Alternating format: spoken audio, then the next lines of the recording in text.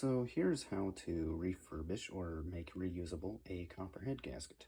So you'll want a propane stove or a propane blowtorch or something that'll get it barely red hot. You don't want to go much more than a very dim red glow. Usually takes somewhere between 30 seconds and 2 minutes.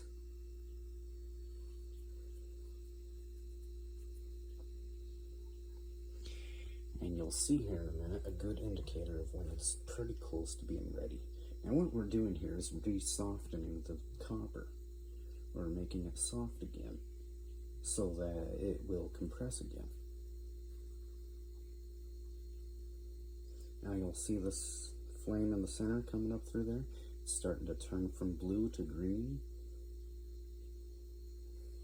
That's a pretty good indicator that it's getting pretty close. And yes, that is a very distinct green.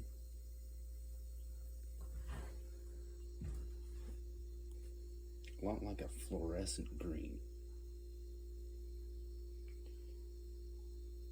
We can sort of see a little bit of glowing here. It's hard to see it through the camera, but we can sort of see a little bit of glow.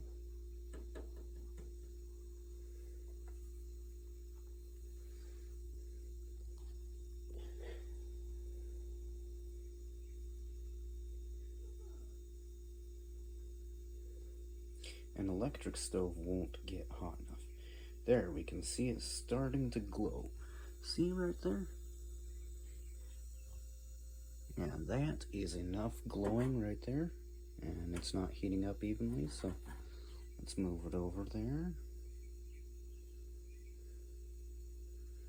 There, now we're getting green flame right here and here in 2 spots. And that's good enough. So then we pick it up, let it cool. Don't quench it, just let it cool naturally. Then we will use sandpaper to clean it up, because there will be lots and lots of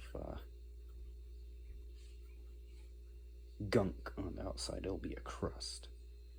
Okay, it has cooled, and I washed it off a little bit, just cooled a little faster. I did not quench it though.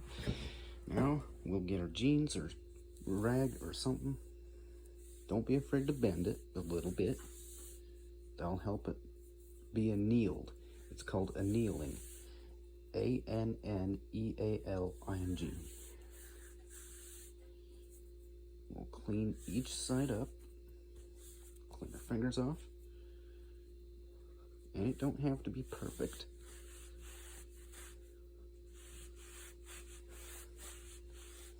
It just has to, you just have to get the main gunk off.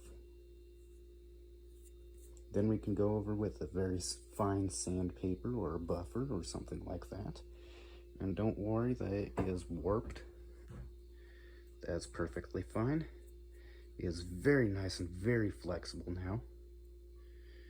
Much more flexible than it used to be. And so that's a good thing.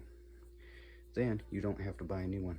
In 2 minutes, you just made a new one out of a used one.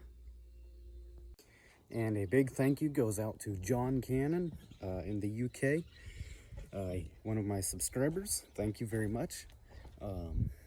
Also the person who funded me for the aluminum welding tests, which I think I'll do another video on that because the first one kind of sucked. So, thank you very much. I've used this lots of times now. It's saved me probably 250 bucks already. Yeah, and I've maybe spent a half hour doing this. It's super simple, super simple. I've used it on my Kawasaki G4 TRC a lot of times. I've used it on the KD80, that's what this one is for. That's what this here head gasket is for that we just did.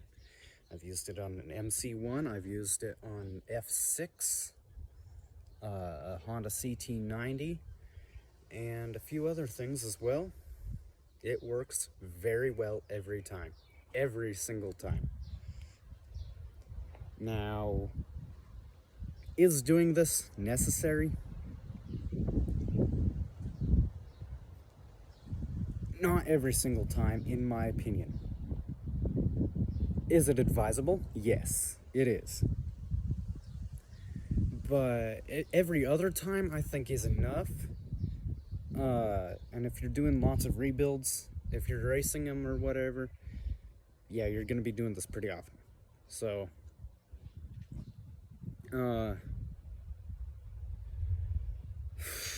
if you go much past every other time, if you let it go if you never anneal it, you'll start seeing it leak, you'll start losing compression, and it just won't work quite the same as it will if you anneal it.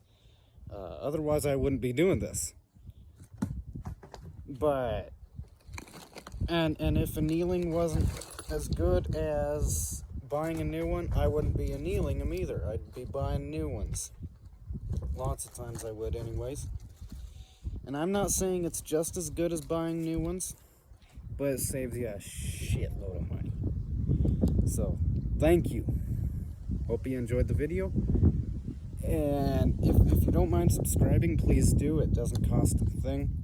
And it can help me a lot in the future. Maybe helping to do more videos like this one. Thank you.